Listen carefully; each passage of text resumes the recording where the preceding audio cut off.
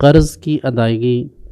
بروقت ہونی چاہیے۔ بوقت ضرورت کسی مسلمان بھائی کو قرض دینا ایک امر خیر ہے، اس کی فضیلت آئی ہے، اور یہاں تک فرمایا گیا کہ جس شخص نے آپ کا قرض ادا کرنا ہے، اگر وہ غریب آدمی ہے یا اس کے پاس ابھی گنجائش نہیں ہے اور آپ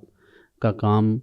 ان پیسوں کے بغیر کچھ عرصہ چل سکتا ہے، تو اسے سہولت دے دیں تاکہ آپ کے لیے بھی اللہ تعالیٰ آسانیاں پیدا فرمائے۔ البتہ اس بات کا خیال رہے کہ فی زمانہ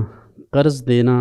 اس بات کی دلیل ہے کہ گویا آپ اس کے ساتھ اپنا تعلق خراب کرنا چاہتے ہیں۔ ہمارے قبلہ والد صاحب رحمۃ اللہ علیہ فرمایا کرتے تھے کہ جس شخص کے ساتھ آپ نے سلام دعا ختم کرنی ہو اسے قرض دے دیں،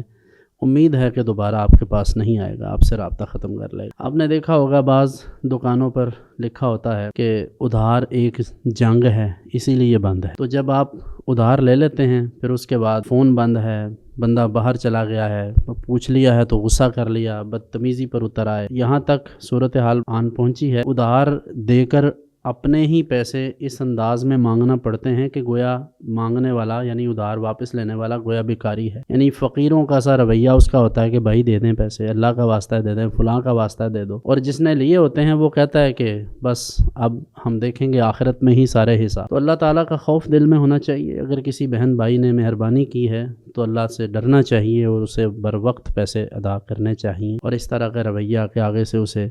بدتمیزی یا بد کلامی کی جائے، یہ بہرحال کسی مسلمان کو زیب نہیں دیتا۔ اور اگر ہم یہ اپنے اخلاقی رویے، اپنے ان معاملات پر غور نہ کریں